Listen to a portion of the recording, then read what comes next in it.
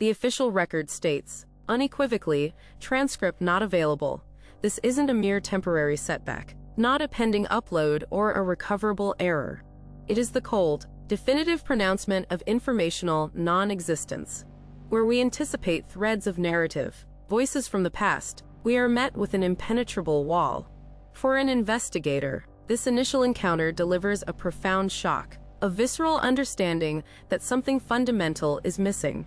We expect roadblocks, redactions, perhaps even deliberate obfuscation. But to find an absolute void, a historical vacuum where there should be at least some trace, immediately sets off alarms. It's the silent scream in a library of whispers, an anomaly that demands relentless scrutiny. How could an entire record simply not exist? Our quest for understanding delves deeper, beyond the initial declaration, seeking the very components of truth, the granular evidence that forms the bedrock of any historical accounting. Yet, the findings are equally chilling, escalating the mystery from a mere absence to a systematic obliteration. No data points found, not a single fragment, not a solitary piece of verifiable information from which to reconstruct a narrative. This isn't a case of obscured truths, where diligent work might eventually uncover a hidden detail. This is a case of utterly annihilated ones.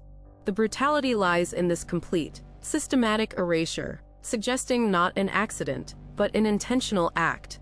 Someone, or something, ensured that no breadcrumbs remained, leaving us adrift in a sea of non-information. The final verdict, delivered with an almost clinical detachment, seals the fate of any potential revelation, cementing the scope of this historical purge. We are told, simply cannot generate summary, there is nothing to synthesize, nothing to condense, because there was, effectively, nothing there to begin with. The very act of trying to grasp knowledge from this record is rendered impossible by its fundamental emptiness. It's a closed loop of non-information, designed to prevent any form of comprehension or synthesis. Even the gateway to its potential identity, the source video title, stands blank, an emblem of silent oblivion.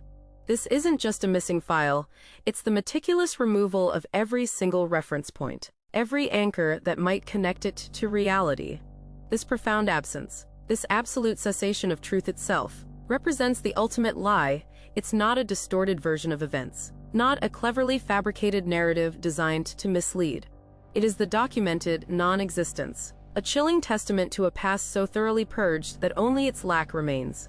We are confronted with the full weight of informational annihilation, a void that screams louder than any fabricated story, because it signifies a history that was never allowed to be written, never permitted to leave a trace.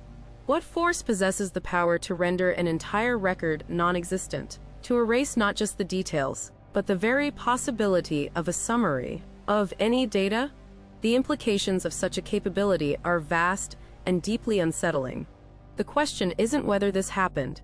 The evidence of its non-existence is irrefutable. The question that truly haunts us, that lingers in the quiet hours, is why no one said it sooner. What events, what actions, what truths were so dangerous, so volatile, that they demanded not just suppression, but absolute, systematic erasure?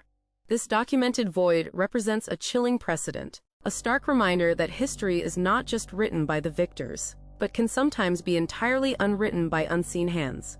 We are left with the profound, unsettling silence of a crucial chapter that was never allowed to be known, a monumental gap in our collective memory that continues to echo into the present.